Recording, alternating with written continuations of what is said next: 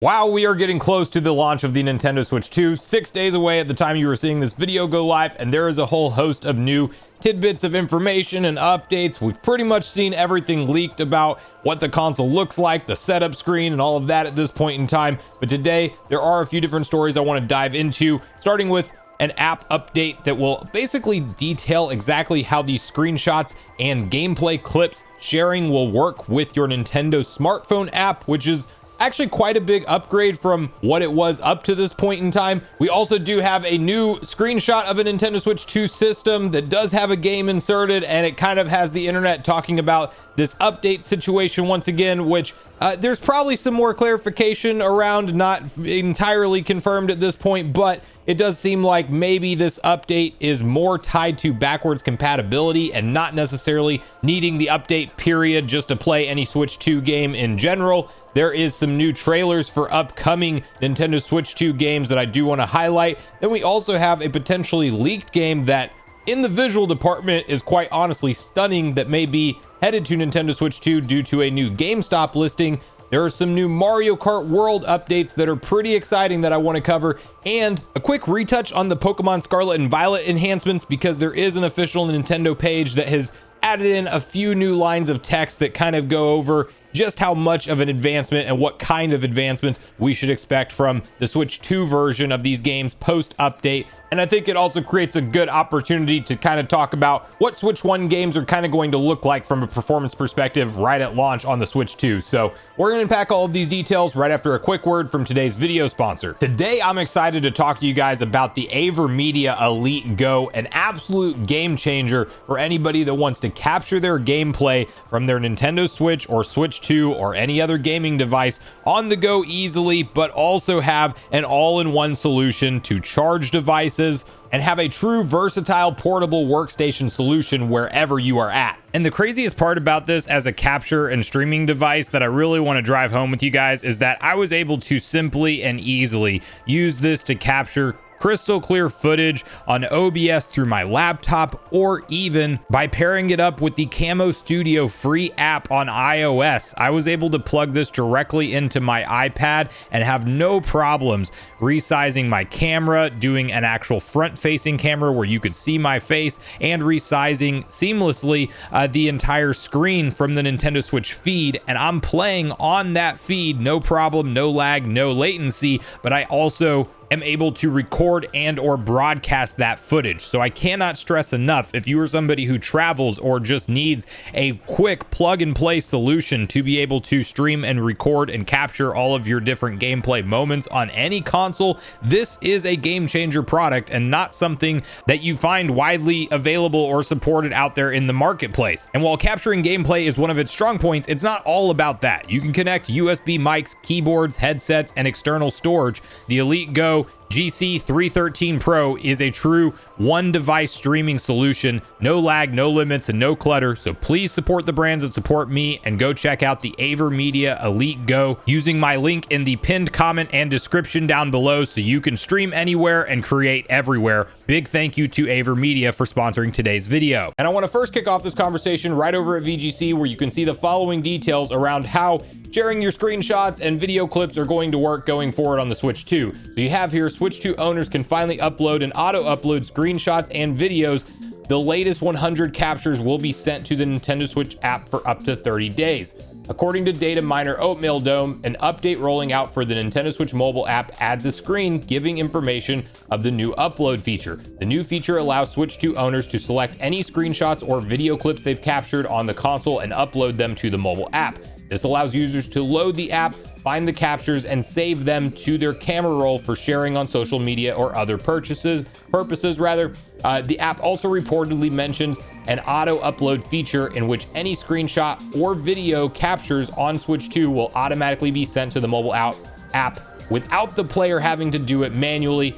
According to the app, up to 100 screenshots and videos can be uploaded and will be stored for up to 30 days, after which they will presumably be removed if the user hasn't saved them to their camera roll by then. If a user tries to upload more than 100 files, the oldest ones will be overwritten. So, just in terms of the ease of convenience of sharing quick gameplay clips and just screenshots from your game. This auto upload feature is really the biggest thing here, because you don't have to go out of your way to send each individual screenshot and each individual gameplay clip to the app. It's just supposed to already be there, and you should just be able to easily export that into your camera roll to save it and share it on social media or wherever you would like to.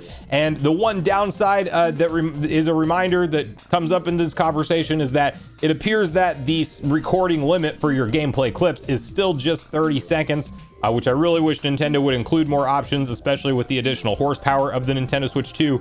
It seems like recording something like the last 5 minutes of gameplay, like what we have available on a PS5, you can even record things like the last 30 minutes or an hour. Granted, it's lower quality gameplay than like a direct capture feed or something like that. But it is something that I think would have been nice to see an increase from the 30-second limit. That's still there, but nonetheless, now these things will just be loaded into an app for easy storage and download. And you have 30 days to grab them, and it's going to start to override them once you go past 100. That's a lot. So this is a pretty nice app update, and it does at least make things in terms of sharing your screenshot and gameplay moments easier in the Nintendo Switch 2 generation. Okay, now we have, of course, all these leaked images floating around online of the Nintendo Switch 2. And one of the big hot button issues that's popped up, and this is getting people talking once again, is we actually have a picture of a game inserted on the Nintendo Switch 2 console, and it is none other than Tears of the Kingdom. And what we do not know is, does this game actually work if you boot it up? Because the big idea right now floating around online is the fact that yes, you do in fact need a system firmware upgrade in order to run backwards compatible games on the Nintendo Switch. And one thing that we are learning that could be maybe, for any of the people that are actually upset about that, could be some good news for you guys. It's basically one of these situations where the only thing we have proven right now is the fact that Switch 1 games require a software upgrade to play, and that is possible that the Switch 2 games do not. Meaning if you have a on-complete cartridge experience game like Mario Kart World and you somehow got that early in addition to the Switch 2 without connecting to the internet or a server, you may be able to boot into that game. My stance on this, very straightforward. It is 2025. If you are dropping $450 on a console, I don't think having an internet connection required at some point to update the system to get you online is really anything to be overly mad about. But, the internet's the internet, and this is the world we live in. Okay, a game that I'm excited to check out for literally $15 as a launch day title for the Nintendo Switch 2 is an F-Zero and Wipeout inspired Switch 2 launch game by the name of Fast Fusion. I will have the trailer playing for you guys on screen because we did get a new one here. And what's cool is that the devs, obviously this looks like, a spiritual successor to an F-Zero type game just as soon as you see it. And they're doing a lot to kind of reference the work they've put into from the visual standpoint on this, which obviously it looks visually beautiful, especially considering that this is a $15 game. But advertising thing like the 4K resolution support, various different, quality and performance frame rate modes, and 5.1 surround sound. I think for a $15 price tag, this is going to just kind of be one of those no-brainer ones to pick up if you want more games to play at launch for your console. And it's one I'll be checking out and potentially even making a video on the channel. And in terms of other games that we may see headed to the console that haven't been officially revealed yet, you do have this post from Necrofelipe over on X where it says, rumor, Crimson Desert Pearl Abyss may have a version for the Nintendo Switch 2, the open world action adventure game listed by GameStop for Nintendo's platform. And you can actually see the exact GameStop posting here, which I am not super familiar with this game, but what I have seen just from briefly looking into the story is that for good reason, people are pretty impressed on the visual quality of this game. And there is literally a page for it, basically a product page with it headed to Nintendo Switch 2. That is not confirmed, and it could obviously be something that is an incorrect listing, but I do think these are the type of games we're going to fortunately finally be able to talk about and be included in the conversation of it headed to the Nintendo Switch 2. And I don't think it's a far-fetched to say that this game could potentially come over to the Switch 2 and just a new one you might have to look forward to. Okay, from there, if you are hyped for Mario Kart World, we have a couple new pieces of information that we have not talked about here on this channel yet. One of them a little bit newer than the other. You can see, it seems that you can play your courses in reverse in Mario Kart World. And you have here over on Nintendo Soup, it appears that Mario Kart World will allow players to play various courses in reverse, something that wasn't possible in past entries. A reverse version of Mario Bros. Circuit, the first course in Grand Prix, was spotted in one of the latest Japan-only commercials. And then you have basically just a comparison of that course from the treehouse footage that we already saw, and you can in fact see that the map is actually in reverse. And so while mirror mode has been a staple for Mario Kart in the past, just straight up playing the courses in reverse has not. And this is probably just something to expect. I don't think it's a mess up or something that's wrong. Like, it's kind of being, you know, talked about as a rumor, but I think we should be able to safely expect reverse mode in Mario Kart World. Now, whether or not that's in addition to mirror mode or not, that remains to be seen. But this mode sounds cool if you want to like drive in one direction on the track and then you're going to, you know, just play it back in the opposite direction. Something that might be available maybe only via VS mode.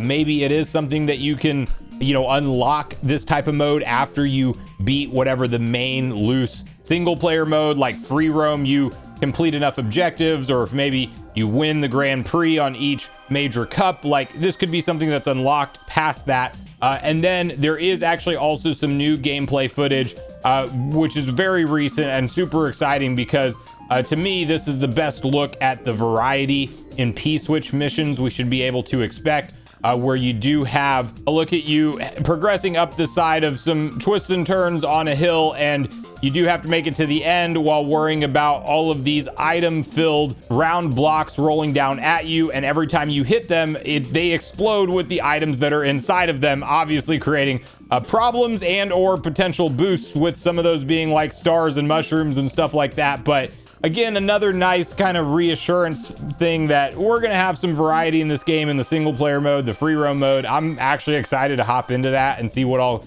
kind of things you can unlock and what you can find in the world of Mario Kart World. So I think that's kind of a cool one, and just another example that, you know, we're not only collecting blue coins in this thing. Like, there's going to be a lot of different mission variety spread throughout the world of Mario Kart World. Okay, from there we have some more details on the Scarlet and Violet Nintendo Switch 2 version updates. As you can see right over on the Nintendo Japan website, which is being translated for you, you have experienced the world of Pokemon on Nintendo Switch 2. Nintendo Switch software, Pokemon Scarlet and Violet, allows you to enjoy the world of Pokemon in an open world. A free update for the Nintendo Switch 2 will be available, and you will be able to play the game from the Nintendo Switch 2 release date on Thursday, June 5th.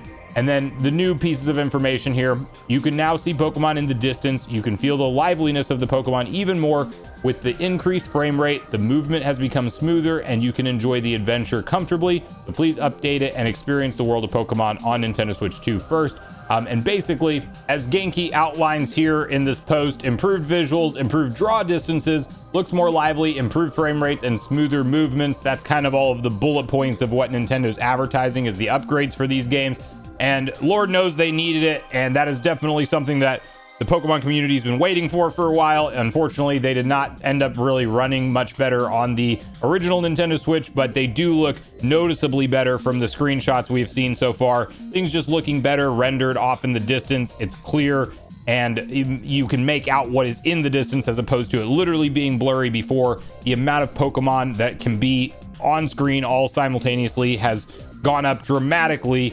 And you know what? For me, I stopped playing these games after about 15 hours or so. I am excited to actually go back and finish them on the Nintendo Switch 2 at some point, as opposed to, you know, having already played them to completion. I still have all the DLC and everything else ahead of me. So there's a reason for me to hop back into these and check out them post update, and they do look noticeable. Now, in terms of, you know, what can we expect for a lot of the other Switch 1 games in terms of Switch 2 upgrades? I really just think that unless if there is a free upgrade that is advertised, like those ones that we've talked about on the channel already, I would expect the games to largely run the same, other than some ones that maybe have unlocked frame rates and things like that, where it can take advantage of just a higher clocked CPU.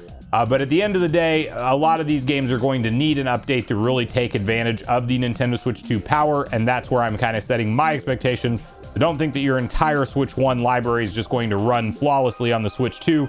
The developers need to go in there and actually tell it how to use that extra horsepower in a lot of cases, from my understanding. So let me know in the comments down below where your hype levels fall right now for the Nintendo Switch 2 launch, if you're getting it on day one, if you're going to any midnight launch events, and which games you are most excited to hop into right at the launch of the console. So make sure you share all your thoughts and feelings in the comments down below before you leave, regardless if we agree or disagree. Also, make sure you like, subscribe, turn your notification bell. And with that, I've been Sunbro, you've been Nation. Thanks so much for watching, and I'll see you guys in the next video.